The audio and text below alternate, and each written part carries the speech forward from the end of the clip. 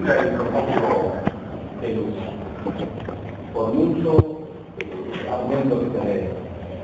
En cierto uno observa la fase celular y la fase extracelular y cómo tienen diferente coloración, toman los colores de manera diferente. Entonces uno sospecha y incluye pues que hay una membrana que separa, pero estrictamente no es visible la membrana celular al microscopio de luz. Y es apenas visible cómo se hace para desaparecer esto permanentemente el reino. Sí, así es, no. Es apenas visible al microscopio electrónico con una franja trilaminar, tres láminas, como acá se señalamos por antes. Dos láminas, dos trilaminares, dos láminas oscuras y una lámina un poco más gruesa al centro, que toma los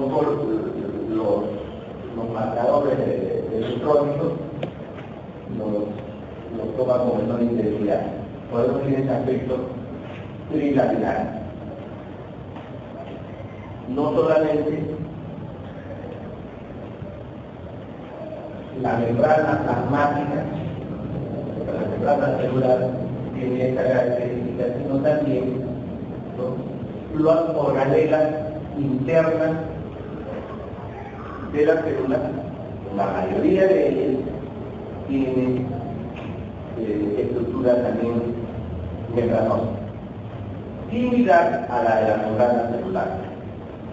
Se puede dar cuenta, igual que la membrana celular, con algunos detalles, algunas particularidades, pero la composición en lo fundamental tiene los mismos elementos, aunque en otra proporción.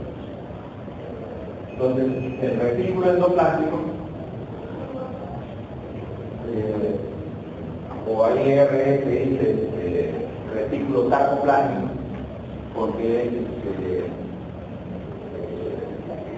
músculo, la mitocondria, el aparato de Golgi, endosoma, lisosoma, peroxisoma, todas ellas tienen estructura membranosa similar a la de la membrana celular. La composición de la membrana celular externa en promedio aproximadamente en cuanto a peso, no en número de moléculas, sino la masa, el peso. Proteínas es un 55%, fosfolípidos 25%, el colesterol 13%, otros lípidos 4% y carbohidratos un 3%. Estas proporciones tienen que recordarlas para los demás. ¿No es cierto? Vean ustedes que poco más de la mitad son proteínas y poco menos de la mitad son lípidos, principalmente poco lípidos, y hay una pequeña cantidad de carbohidratos. Carbohidratos que están situados en la parte externa de la célula. Todos los seres vivientes se fabrican o tienen una membrana celular, incluyendo los virus. Los virus tienen una membrana también formada con una estructura así trilaminar, formada por fosfolípidos, en las cuales hay incrustaciones de proteínas y que delimitan el interior del virus y el exterior. Aquí, en el interior de este virus, existe, en este caso, RNA, porque es el virus del inmunodeficiente humana, VIH, o DNA, que codifica para alguna de las proteínas que forman parte de la estructura viral, pero que no alcanzan para que este virus pueda reproducir, ¿no?, y mantener. Y entonces por eso es que los virus necesariamente tienen que ser parásitos de otros seres vivientes, intracelulares de otros seres vivientes. Pero el esquema es el mismo. El esquema es el mismo. El DNA o el RNA se fabrica, o sea, los ácidos nucleicos se fabrican, se realizan una membrana que los rodea de las que existen incrustaciones proteínicas que les permiten, ¿no?, delimitar lo que es interno de lo que es externo. En los protozoarios y en los organismos multicelulares, este espacio crece enormemente y proporcionalmente la membrana celular, ¿no?, es solamente una pequeña franja en comparación con el volumen de toda la célula, pero la estructura, como ustedes ven, es muy similar. La membrana celular tiene varias funciones. La primera es que delimita, como estamos viendo, los compartimentos, el intracelular y el extracelular, y organiza una permeabilidad selectiva. O sea, ¿para qué delimita? Para organizar la permeabilidad selectiva. ¿Qué cosa es lo que entra, qué cosa es lo que sale? Permite que haya una diferencia, ¿no?, entre el intracelular y el extracelular. Esa es la función principal de la membrana celular. Para ello, no solamente actúa como una membrana que tiene permeabilidad selectiva de manera pasiva, o sea, que permite, por su composición química, permite que algunas sustancias pasen y otras no pasen, su tamaño, sino que algunas de las proteínas que están incrustadas en esta membrana le sirven para lograr el transporte activo de sustancias. Activo llamado así porque requiere el uso directo de energía para que ese transporte se realice. A diferencia del llamado transporte pasivo, en el cual la energía está dada por la temperatura. La temperatura genera el movimiento de las partículas y las partículas al moverse van difuyendo. ¿No es cierto? O sea, siempre hay, si no hubiera energía, no hubiera difusión. Se requiere que haya energía, pero esta energía cinética, pues, de las partículas de un fluido cualquiera, sea un gas o un líquido. En cambio, acá el transporte activo requiere uso directo de energía porque se realiza contra una gradiente.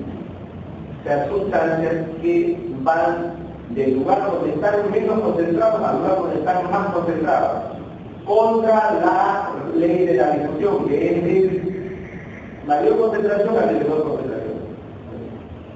La difusión es de donde está más concentrado a menos concentrado. Vemos que hay una gota de una tinta de un primer lugar y vemos que el agua que de donde está más concentrado va difundiendo a donde está menos concentrado. Una gota de aceite en un papel, ¿no?, y vemos que donde está más concentrado no se haga la difundición, a donde hay menos aceite, va difundiendo. En cambio, el transporte activo es contra una gradiente, o sea, de donde está menos concentrado a donde está más concentrado. Eso requiere necesariamente el uso de la energía, porque hay un trabajo mecánico que hacer. La membrana celular también sirve como aislante eléctrico y para el mantenimiento de un potencial de membrana. O sea, permite, es una propiedad que es consecuencia de esto, de la permeabilidad selectiva, ¿no? Aislante eléctrico, es decir, no permite el paso de iones, no permite el paso de cargas eléctricas. Y esto actúa como un aislante eléctrico. Y algunas de estas membranas están especialmente diseñadas para que esa sea su principal función, impedir que pasen las cargas eléctricas. Es el caso de la mielina. Esa es su principal función.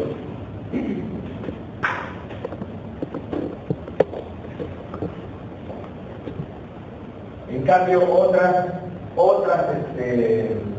membranas tendrán especialización en el transporte de sustancias.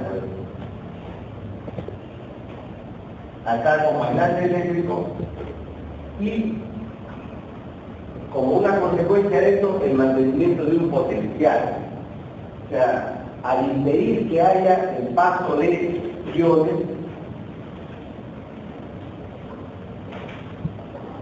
en general, ¿no?, se produce una diferencia de carga de uno y otro lado de la membrana.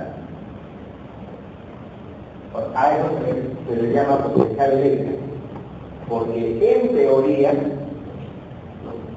si es que nosotros conectamos y permitimos que pasen las cargas, nos vemos que hay un flujo, hay un potencial, por lo tanto. En potencia, ¿no?, hay una posibilidad de que las cargas pasen de un lado a otro. A eso se le llama un potencial eléctrico.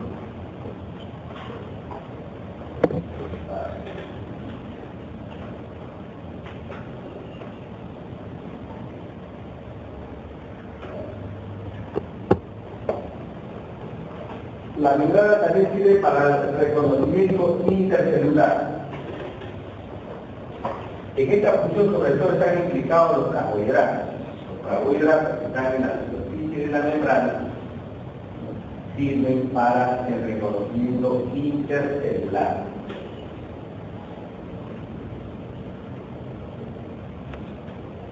O sea, las células se reconocen una como otra para identificar si forman parte de un mismo tejido o incluso si forman parte de un mismo individuo, de tal manera que nuestro organismo, a partir, por ejemplo, de una única célula que es el huevo, es el cigoto, comienza a dividirse y comienza a organizarse el tejido. Y los neuroblastos migran, ¿no?, que organizan el sistema nervioso, ¿no? Las células que dan origen a los neocitos migran y originan las diversas partes en las cuales hay músculo liso, músculo estriado, y comienza a organizarse. Es a partir de un reconocimiento que hay de unas con otras para formar tejido. Y también de etapas muy primitivas también de la vida, ya en los protozoarios existe la función del reconocimiento de lo que es propio de la célula, de lo que es extraño, para cumplir funciones de captación de nutrientes, incluso de fagocitosis, o sea,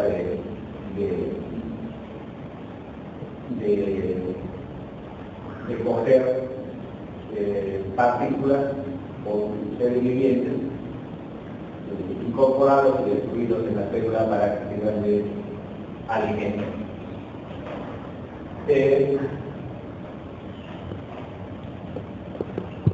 En los seres multicelulares, como es nuestro organismo, sirve para la comunicación intercelular. En la membrana existen proteínas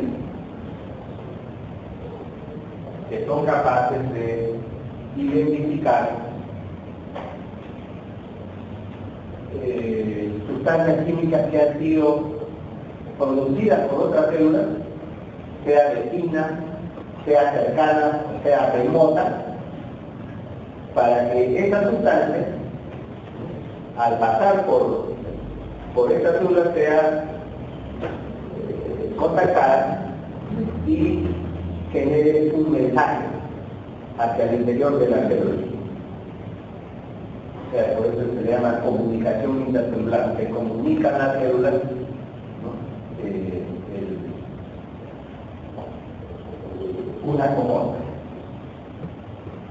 ¿Cómo se comunica dos personas con una radio? O una radioemisora con miles de oyentes. Cuando la persona de una radio lanza y una de ellas capta y comienzan a hablar, pero otros también pueden escuchar. Como una radioemisora ya expresamente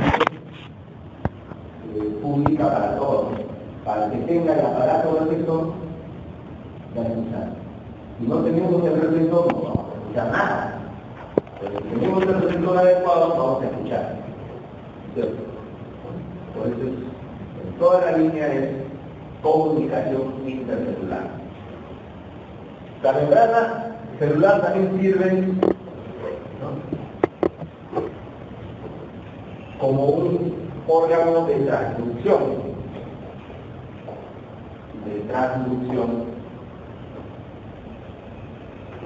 en el cual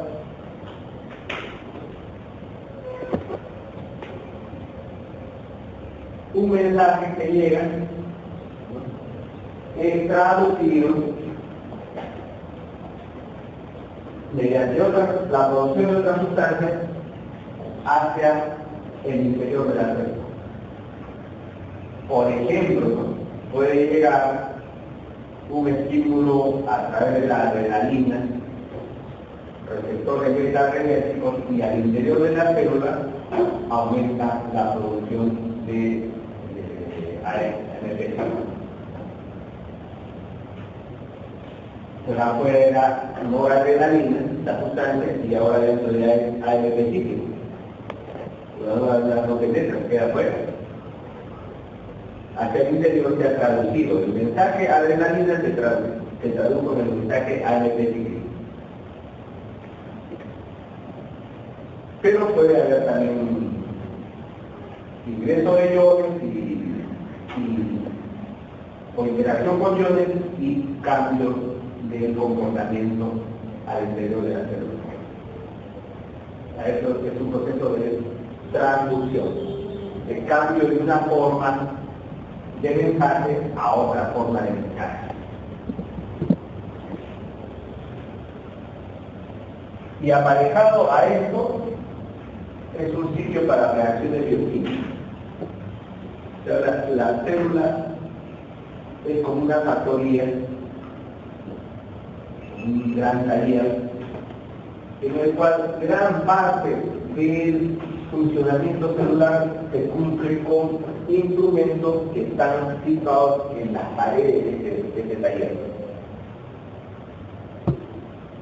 O sea, el poder hacer estas funciones sobre una superficie facilita, pues, desde el punto de vista físico enormemente cualquier labor. Eso lo podemos ver nosotros. Una cosa es que yo quiera clavar de una manera, poner por ejemplo un tornillo acá en el aire, supongamos sostenido con hilitos el tornillo y la madera, y a ver, diferente que si la madera la pongo acá y el tornillo acá, ¿no es cierto? Tengo un soporte, me da un soporte mecánico. Y eso es lo que nos acontece con la membrana celular. sirve de soporte mecánico, ¿no?, sobre el cual se realizan una serie de funciones al interior de la célula. Pocas son las que se realizan en el citosol, y la mayoría de ellas que se hacen en el citosol realmente es sobre ribosoma o sobre membrana especializada, ¿no?, como es el retículo endoplasmático, que es también membrana. Porque aquí en el líquido mismo es difícil que ocurra, ¿no?, la reacción. Se necesita que los reactantes, que las partes que interaccionan, tengan pues una cercanía física y una fijación física más o menos importante como para que ocurra, ¿no es cierto? El ejemplo del tornillo de la tabla, claro, o sea, no se puede hacer eso en el aire, se necesita un soporte mecánico, y la membrana celular libre de eso. Hacia el interior está llena de proteínas, ¿no?, que cumplen diversas funciones al interior de la célula y que le sirven, en este caso, el sitio para la reacción de química. Y también la membrana celular interviene en la forma y en la producción mecánica. La membrana celular no es lo que le da forma a la célula. Lo que le da forma a la célula es el aparato citofiliar. O sea, al interior es como si esto fuera un globo. Para que tenga esta forma así cuadrada, y algunas células tienen esa forma cilíndrica, cuadrada, ¿no?, alargada. Lo que hace que mantenga esa forma es que al interior de la célula hay proteínas, ¿no?, que como correas, como cuerdas, jalan, ¿no?, y mantienen esa forma. La membrana es muy delgadita para que por sí sola sea capaz de mantener una forma,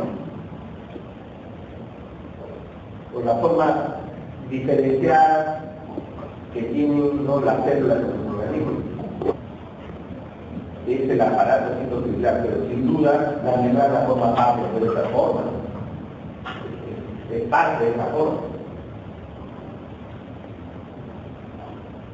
Bien.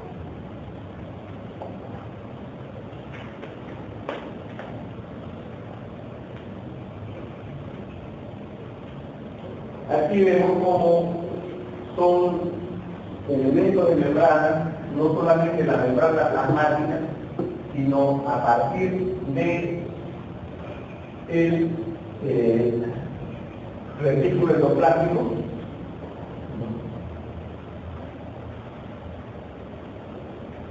que está revestido muchas veces por ribosomas en las cuales se produce la síntesis proteínica.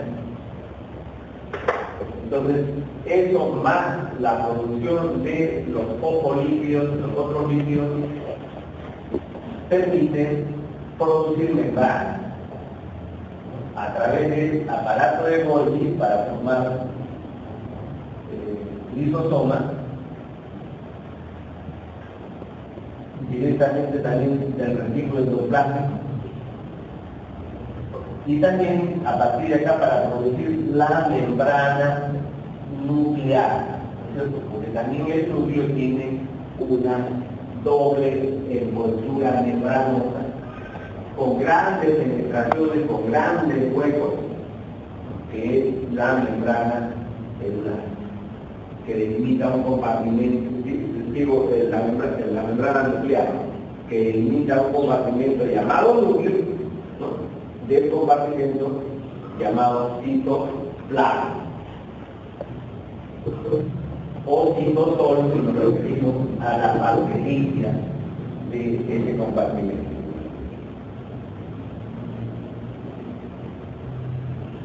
Entonces son estructuras de membrana. Y también acá nos explica el mecanismo cómo es que la membrana celular puede crecer, puede aumentar, acompañando al crecimiento celular. Como una célula puede ir haciéndose más y más y más grande. a partir de una estructura pequeña, porque se va sumando nueva membrana a la ya existente. Acá vemos el núcleo, la membrana nuclear, el complejo de Golgi, las mitocondrias también son organelas de membrana. Los ribosomas que no son, por ejemplo, que eran una gasólica. Los ribosomas son estructuras globulares, no membranosas, ¿no es cierto? Pues lo mismo acá, diversas formas de membrana. Vamos a ver el detalle de la composición.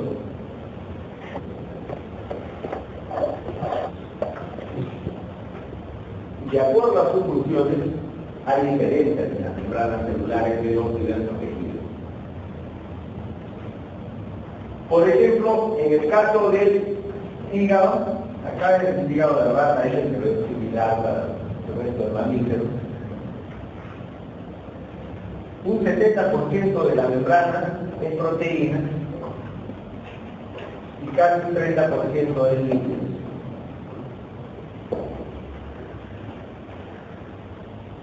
Mientras que en la mielina del sistema nervioso central humano, un 20% es proteína y casi un 80% es líquido. O sea, hay más líquido que proteína en la mielina, que es membrana celular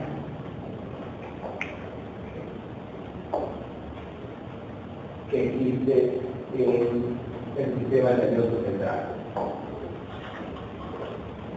No difiere mucho la mielina periférica. Vemos nosotros que en el músculo la cantidad de proteínas también es importante, es abundante, y la cantidad de líquidos disminuye en el músculo esquelético. Esto es hígado. Este es mitocondria del hígado. Es la mitocondria, el ejemplo es la mitocondria. En la mitocondria vemos nosotros que hay más proteínas que líquidos. Y esto tiene que ver con las múltiples funciones que ustedes habrán estudiado en biología molecular y en bioquímica, que se cumplen, múltiples funciones que se cumplen en la mitocondria, relacionadas sobre todo con el aprovechamiento de energía, pero también con la síntesis de una serie de, sobre todo los esteroides, o del núcleo en nuestro organismo. Pero vamos a ver. Entonces, acá vemos la relación molar, o sea, entre el número de moléculas, no considerando proteínas sino aminoácidos. Por supuesto que hay más aminoácidos que fosfolípidos y colesterol. Y es mucho mayor todavía si se trata del eritrocito, en la que en proporciones de peso de proteínas, nosotros vamos a ver que es casi similar, ¿no? La relación entre proteínas y lípidos. Miren ustedes la relación de proteínas respecto a lípidos. La cuarta parte prácticamente es proteínas en peso, en relación con los lípidos en la mielina. Pero el eritrocito, la membrana del eritrocito ya es 1.1, o sea, casi 1, digamos. Hay tanta proteína como lípidos, un poquito más de proteínas que lípidos. En las células del hígado, un poco más de proteínas que lípidos. En las membranas nucleares, más proteínas que lípidos. Ven ustedes en las membranas mitocondriales, en la superficie interior, que es la que más funciones tiene, hay una mayor cantidad de proteínas, en 3.6, casi 4 veces más proteínas que lípidos. En casi todas ellas vemos que hay colesterol, como un componente importante.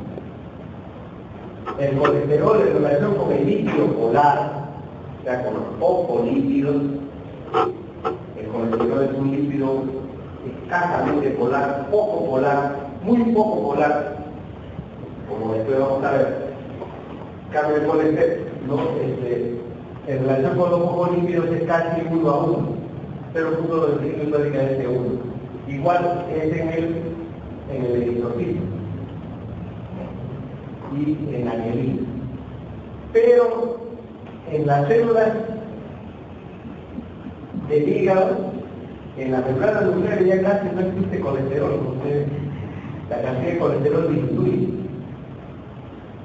en las células nucleares. Y en el retículo endoplasmático es mucho menos, y en las mitocondriales es casi inexistente el colesterol en relación con el lípido polar. El colesterol está más presente en las membranas celular externas, no en las membranas, no en las organelas de membrana, por la función que cumple el colesterol, que es de ser un aislante eléctrico y un elemento de cohesión mecánica de la membrana. Después vamos a ver eso, pero estamos haciendo notar. Bien, esto es prácticamente lo mismo, es un cuadro de lo mismo. Las principales características estructurales de la membrana celular son que es un mosaico fluido en el que existe asimetría entre sus dos caras.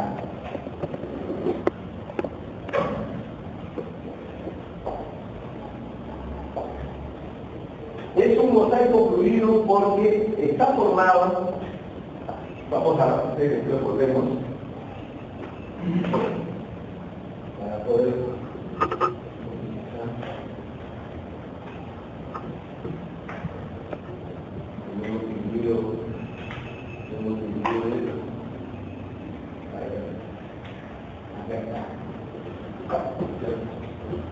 es un mosaico fluido porque la consistencia de la membrana celular es una consistencia líquida. La membrana celular es un líquido, no es un sólido, es un líquido.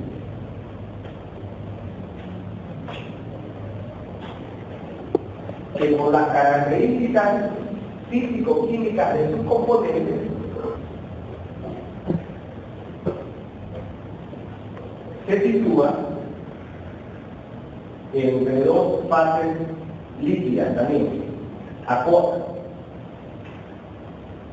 En este caso, la membrana celular es un líquido formado por lípidos, por fosfolípidos con incrustaciones de proteínas. A esta forma de caminos o veredas construidas antiguamente con piedras de diverso tamaño y de diversas texturas, se le ha llamado mosaico. Le llamaban mosaico los romanos. Es un mosaico. Piedras de diverso tamaño y de diversas texturas son mosaicos. Y entonces a todo cosa que tenga media, ¿no?, así visible físicamente, se le llama hoy en día mosaico. Incluso aquellos que tienen parte de su organismo con una determinada carga genética y otros con otra carga, se le llama también mosaicismo. Son mosaicos. Entonces, este es un mosaico fluido. O sea, ¿no? Acá está el líquido intracelular, y por fuera el líquido extracelular, y esta membrana que tiene consistencia líquida, dada por los fosfolípidos, que son moléculas relativamente pequeñas y que están en un constante movimiento, como tiene movimiento cualquier líquido. El movimiento es enorme de estas moléculas.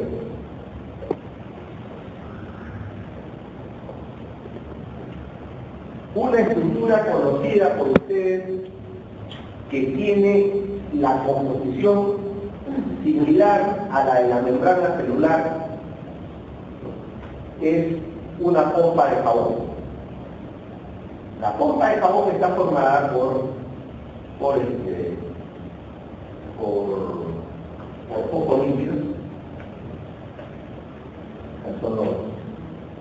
por lípidos en el caso del jabón y fosfolípidos en el caso de los detergentes. Y ustedes ven pues cómo es que cuando uno las produce, ustedes ven que tiene como mapas en su superficie, ¿no? Que van cambiando rápidamente de posición. O sea, uno ve diversos colores que viajan de un lugar a otro hasta que las pompas realmente desaparecen. Pero esos dibujos que vemos en la pompa de jabón y que varían tan rápidamente es porque las partículas líquidas que forman parte de esta pompa están moviéndose en el plano de la membrana, en el plano de la membrana de la pompa, ¿no? Que tiene una membrana líquida, como ustedes ven, ¿no es cierto? La pompa de jabón tiene una membrana líquida, no es sólida, es líquida. Es líquida porque sus componentes están en un gran movimiento, no está como un sólido que tiene una estructura más o menos fija, cristaloide, fija en un mismo sitio. Y acá no están desplazando, es líquida la membrana, con incrustaciones de proteínas y de colesterol, lo cual contribuye a disminuir en algo, ¿no?, su fluidez y darle una consistencia a veces de gel cuando las temperaturas bajan muy drásticamente.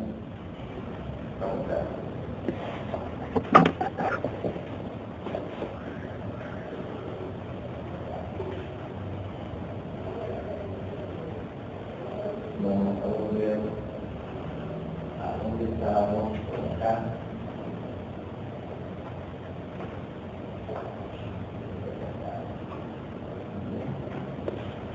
Y hay una asimetría. O sea,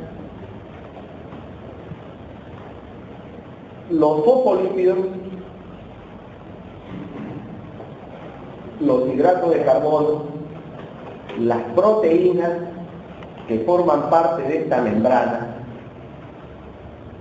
que es como si nosotros en una piscina pusiéramos pelotas muy pequeñitas y otras más grandes y de diversos colores, y todas estas pelotas cubriendo la superficie. Esta es la membrana celular que está separando la fase aire de la fase agua, con la diferencia de que acá lo que está separando es fase extracelular de fase intracelular. Pero esa consistencia tiene la membrana, o sea, no están fijas, están en un enorme movimiento las partículas que forman parte de esta membrana. No tienen la misma composición las que miran hacia el intracelular y las que miran hacia el extracelular. Hay diferencias, o sea, hay una asimetría. Estas son las dos características principales e estructurales de la membrana celular. Y su principal característica funcional es la permeabilidad selectiva. O sea, esta estructura así dispuesta permite el paso solamente de algunas sustancias y dificulta el paso de otras, o termina impidiendo el paso de otras.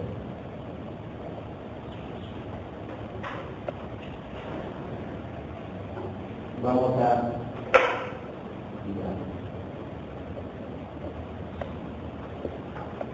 los componentes más numerosos de la membrana celular son los fosfolípidos, que son derivados de los triglicéridos. ¿No tienen por ahí un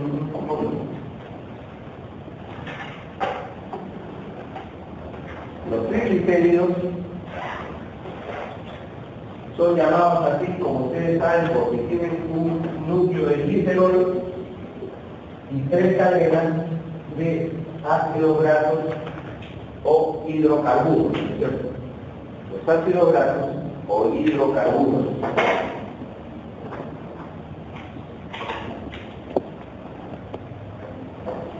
Entonces, si nosotros tenemos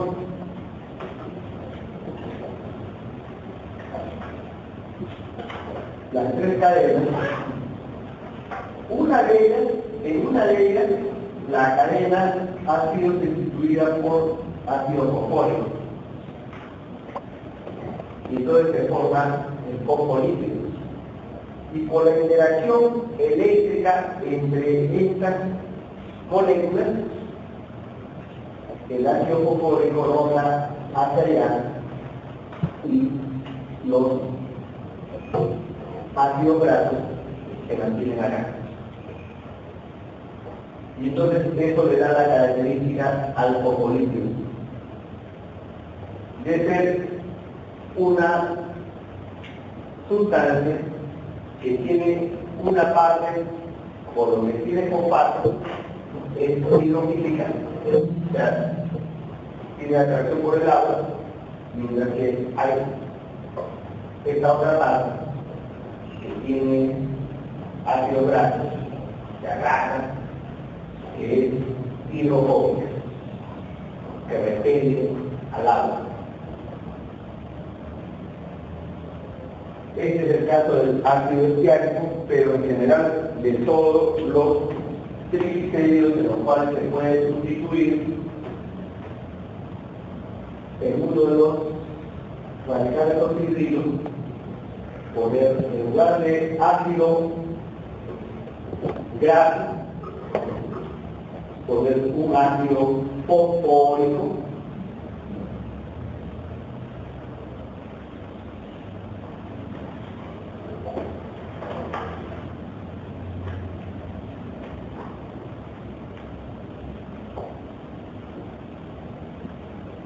Esta es la posición que adoptan las moléculas que forman parte de una micela de jabón en el agua.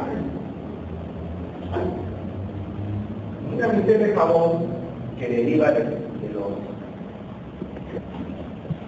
jabón común, que es derivado de los triglicéridos o de la grasa. Ustedes que en la secundaria nos han enseñado a hacer jabón con soda cáustica y grasa de animal, uno la mete caliente y se fabrica jabón. Pero lo que era una grasa se transforma en una nueva sustancia saponificada, la cual se ha agregado, en este caso, en el extremo no se ha agregado fosfato, sino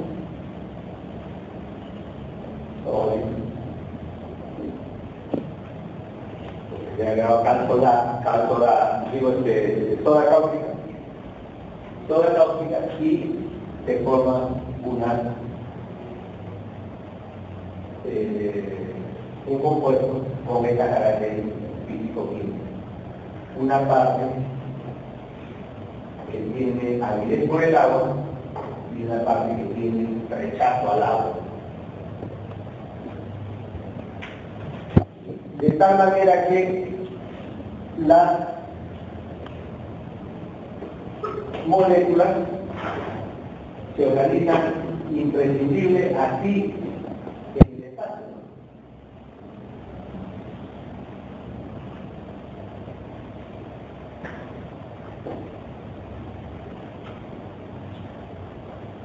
Las partes hidrofóbicas tienen que ir a alejarse del agua y las partes hidrofílicas se acercan al agua.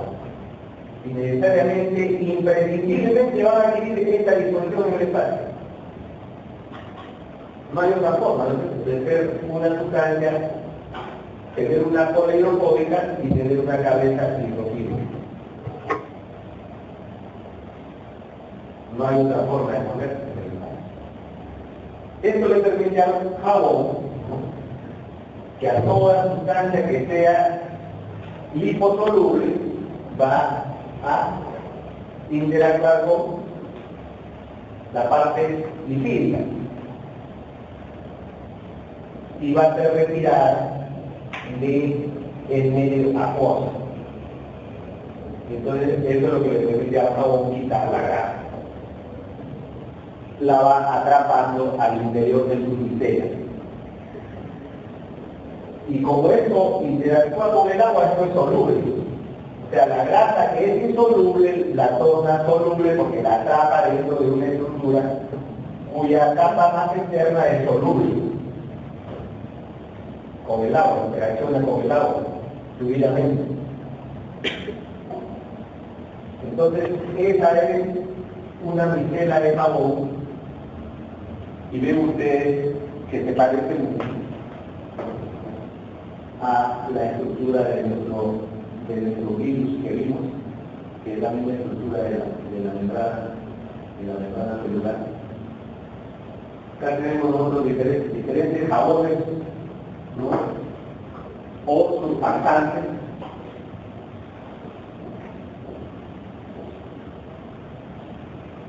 Surfactantes se les llama así porque actúan disminuyendo la tensión superficial en el agua. Después vamos a ver eso. Entonces,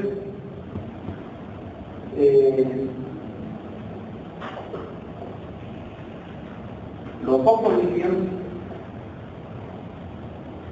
son estos, ¿no? Cuando hay una poca cantidad de agua, cuando hay muy poca cantidad de agua interaccionando con estos focos líquidos, los focos líquidos van a tener necesariamente esta distribución.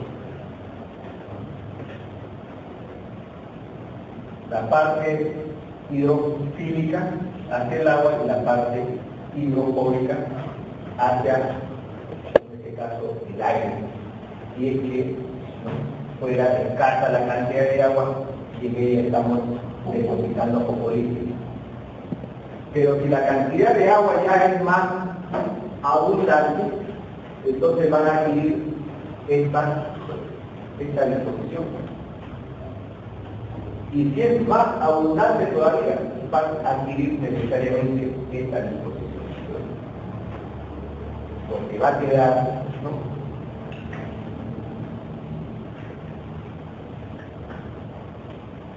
con la interacción con el agua, ¿no?, cuando es abundante, hacia los dos lados va a haber agua.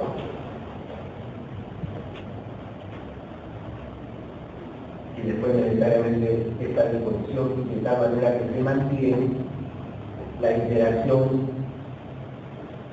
de la cadena, de la cabeza hidrofílica con el agua y el alejamiento de las colas hidrofóbicas del agua. Eso es inexorable, uno pone focos líquidos, pone un detergente que es como uno pone jabón en el agua y lo agita y van a tener esta disposición, sus moléculas en el agua. Necesariamente observadas, ¿no?, a microscopía electrónica tienen esta disposición en el agua. No hay otra forma en la cual puedan interactuar. Entonces, como ustedes van viendo, este es el elemento fundamental de la membrana, ¿no? En este elemento, para que haya una diferencia entre el medio intramembrana y el medio exterior, la presencia de algunas proteínas,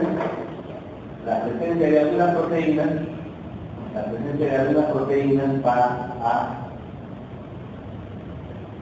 permeabilizar, va a facilitar que a través de las proteínas puedan pasar unas sustancias y no pasar por sensaciones. Porque todas estas tienen un comportamiento homogéneo frente a la sustancia. Dejará pasar a las sustancias que son liposolubles y dificultarán el paso de las sustancias hidrosolubles. Pero si hay infiltraciones proteínicas, si además le juntamos aquí moléculas de colesterol, entonces vamos a modificar de manera importante el comportamiento. Ustedes habrán visto alguna vez cuando uno hace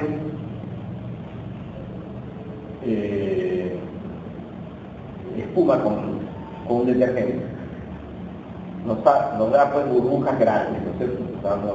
Pero si nosotros seguimos agitando, van a haber burbujas, ¿no?, pequeñitas.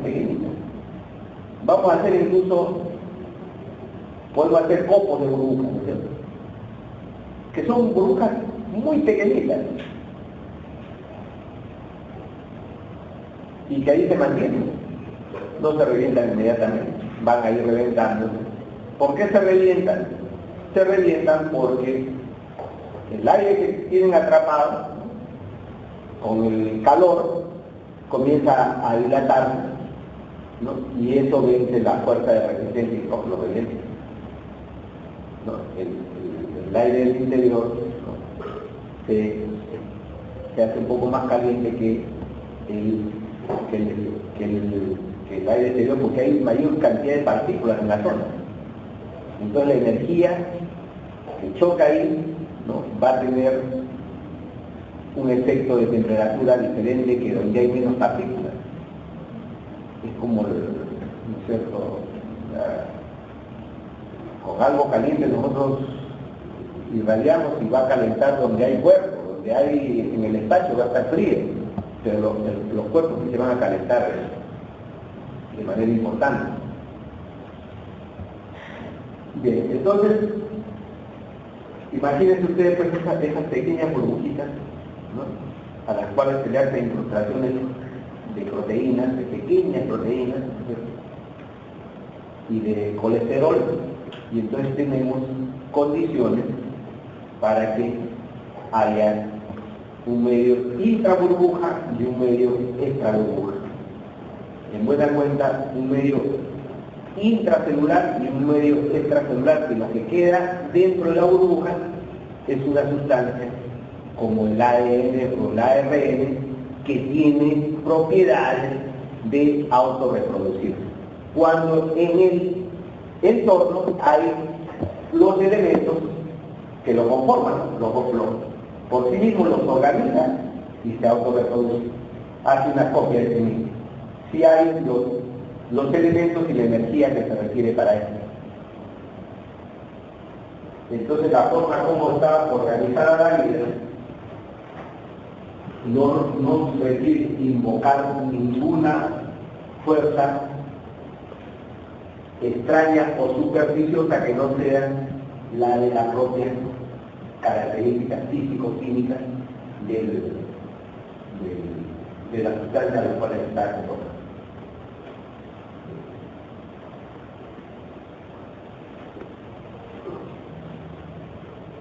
Los triglicéridos pueden ser de ácidos grasos saturados, que tienen estas características espaciales, y de ácidos grasos poliinsaturados, en los cuales hay dobles enlaces, algunos dobles enlaces.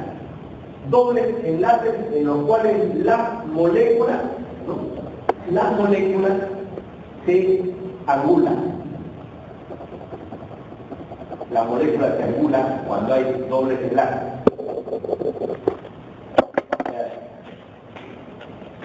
Una cosa es, si yo pongo acá con una pitita, uno tras otro. Entonces esto puede, pero si yo pongo un enlace acá y otro enlace acá, ya restringo su. Entonces va a haber un ángulo. Ahí donde hay dobles enlaces, nuestra película se angula y ya no tiene esta disposición espacial. Y como estas sustancias tienen movimiento, porque son líquidos, están moviéndose constantemente, entonces,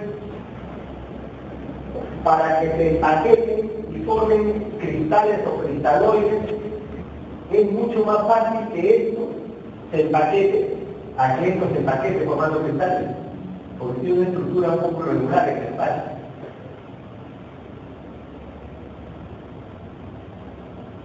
Es como si las personas, nosotros pusiéramos uno junto a otro, podemos ver este. Pero si alguien está aquí y no está aquí, sino que está moviéndose todo el rato, entonces está moviendo todo el rato, entonces no, y cada uno está moviéndose todo el rato, entonces toda la superficie celular va a estar permanentemente en movimiento y no se va a solidificar. A lo más, si la temperatura baja mucho, algunas partes nos van a pedir características sólidas, pero la mayoría va a seguir siendo líquido. Entonces va a ser un gel, una gelatina, por parte, pero la mayor parte va a ser líquida, va a estar con características líquidas. De tal manera que si nosotros vemos el punto de fusión de los ácidos grasos, el ácido estiárico se fusiona a los 70 grados. O sea, cuando nosotros calentamos grasa, cuando esta tiene 70 grados, el ácido estiárico es el componente principal de la grasa blanca de los animales, por ejemplo, la grasa de vaca. Esta grasa blanca, cuando nosotros la calentamos, a los 70 grados se vuelve líquido.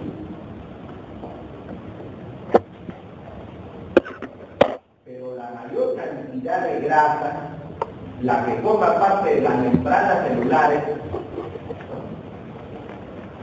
esa grasa está formada por ácido oleico, linoleico o linolénico, que tienen el ácido oleico un doble enlace y el ácido linoleico y linolénico 2 y 3 enlaces, respectivamente dobles enlaces. De tal manera que su punto de fusión cae, se hace más difícil, ¿no? Se hace más bajo el punto en el cual transita el estado sólido al estado líquido. O sea, así el ácido linoleico, es el ácido de las grasas, los aceites vegetales que tenemos, por ejemplo, en el mercado. Y ácido linolénico se va a congelar cuando la temperatura llega a menos 9 grados o a menos 17 grados.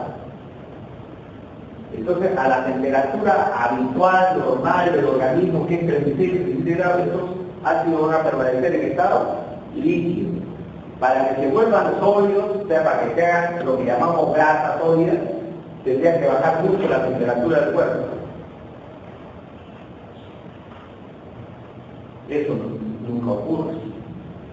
No, ni en el frío más intenso, porque nuestro organismo conserva una temperatura corporal. La parte más externa podrá estar en contacto con temperaturas ambientales muy bajas, pero en las cuales existe poca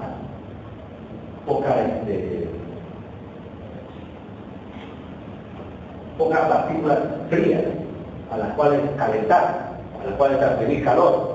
Entonces, mientras que la parte interna de nuestro cuerpo va a estar a temperaturas a temperaturas algo mayores, en las cuales se va a mantener el estado líquido de la membrana celular.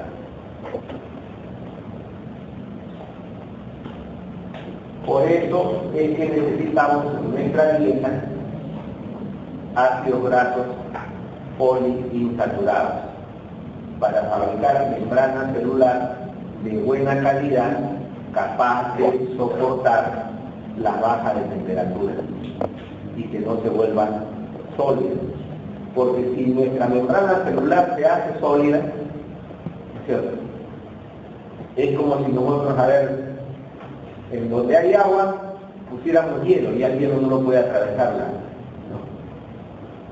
Ya las sustancias que pasaban antes por el agua ya no van a poder pasar tendrían que encontrar hielo. Las sustancias que pasaban antes por los fosfolípidos que eran líquidos, ¿no? Que eran fluidos, ya no van a poder pasar porque encuentran una estructura que es sólida, que se ha organizado de manera cristaloide.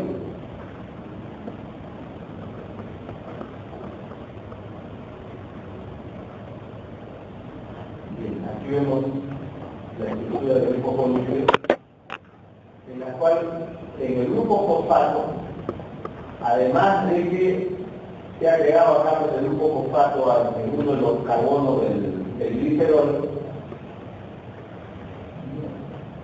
se agrega un grupo, en otro de los grupos del ácido fosfórico, se agrega alcohol. Alcoholes que pueden ser la colina, el anolanina, el inositol o aminoácidos como es la serina. Y entonces, esta es la estructura general de los fosfolípidos, con esta parte que es hidrofílica y con esta otra parte que es hidrofóbica.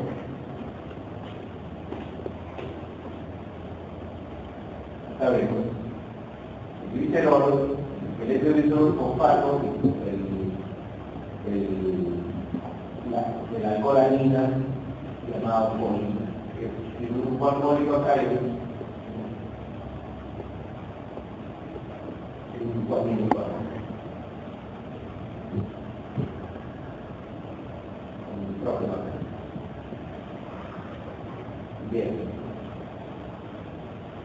Son diversos tipos de fosfolípidos los que existen en la membrana. La fosfatidiletolamina y la fosfatidilcolina son los más abundantes. Y vean ustedes cómo esta fosfatidilcolina se llama también lecitina. Este es su nombre antiguo. La fosfatidilcolina, su nombre antiguo o abreviado es lecitina.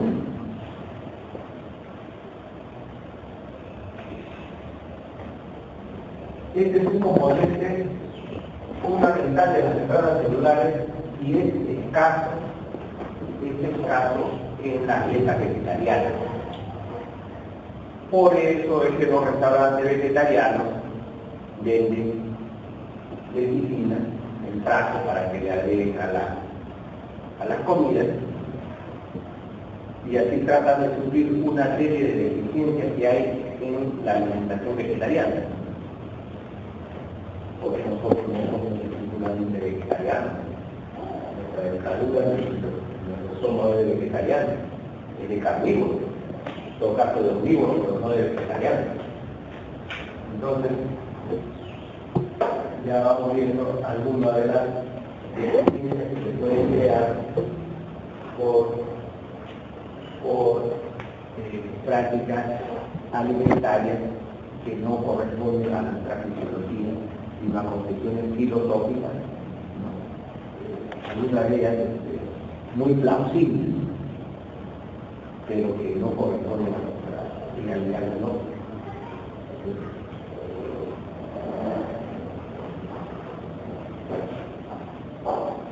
Sería muy plausible no ir al baño porque como que apesta, ¿no?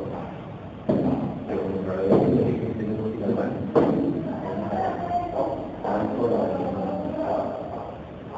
Yo le digo que por esto, porque tercero, los cristianos discutieron si es que Cristo es pecado o no. Y llegaron a la conclusión de que no. Uno se mete cuando comienza a elaborar teorías que no se condicen con la realidad física. ¿Cómo sostengo que Cristo fue hombre y puedo sostener que no iba al baño a defecar?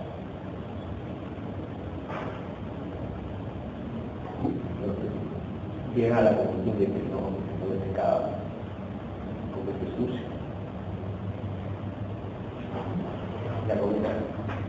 Jalan un poco más y ya llegan a la conclusión de que tampoco tenía deseo sexual, que seguramente no funcionaba, no necesitaba comer, cosas como esas, probablemente.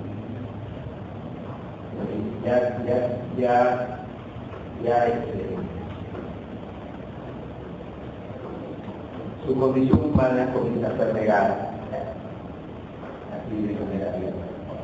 Igual, como decimos, si es que no reconocemos nuestra realidad biológica, fisiológica, entonces vamos a tener problemas alimentarios, persiguiendo fines aparentemente plausibles. Acá seguimos teniendo los ojos limpios, pero los cuales se le está agregando, ya la serina, el aminoácido serina, la etamolamina y el inositol, en el caso de este tipo de fosfolípidos, como es en este caso el fosfato de inositol. Bien. Acá tenemos otro tipo de lípidos que no son fosfolípidos, no todos los lípidos muertos son fosfolípidos. Un 13% son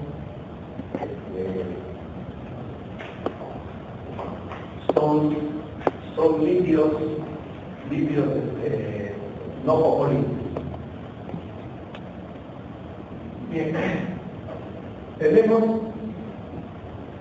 la enzimosina, las ceramidas. Miren, no hay fosfato acá. A eso se refiere, que no hay grupo fosfato. No hay grupo fosfato.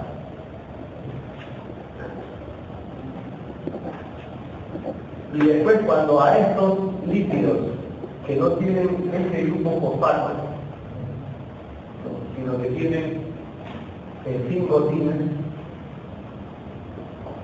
se le agrega hidrato de carbono. Hidrato de carbono tenemos los teróxidos y los cardióxidos.